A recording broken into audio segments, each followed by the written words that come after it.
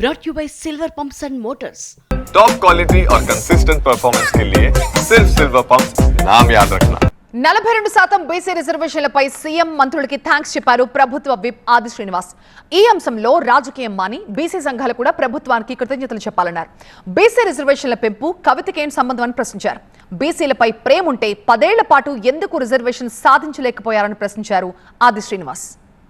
Congress party ప్రభుత్వాన్ని అభినందించాలి, గౌరవ ముఖ్యమంత్రి రేవంత్ రెడ్డి గారిని అభినందించాలి, పీస్ అధ్యక్షుల్ని అభినందించి రాబో రోజుల్లో బీసీల పక్షపాతమైనటువంటి ఎస్సీ ఎస్టీ బీసీ మైనార్టీల ఐక్యతకు కాంగ్రెస్ పార్టీ ప్రభుత్వం పెద్దపీట వేస్తున్న అంశాన్ని గమనించి ఈ రోజు అభినందించాలని చెప్పని సాటి బీసీ సోదరులకు బీసీ సంఘాలకు నేను ఈ సందర్భంగా విజ్ఞప్తి చేస్తూ, కవితేదో సంబరాలు జరుపుకుంటున్నది, నీకేం సంబంధం అమ్మా, మా బీసీలకు సంబంధించిన అంశం వచ్చినప్పుడు అని చెప్తా ఉన్నాం. మీ పార్టీలో మా బీసీలే లేనట్టు బీసీలకు కూడా నాయకత్వం నువ్వే వహించిన రోజు మేము గట్టిగా అపోజ్ చేసినాం. నీకే సంబంధం మా బీసీలకు సంబంధించాలి, అసలు నీ పోరాటం ఎక్కడుందో అని అడుగుతా ఉన్నా.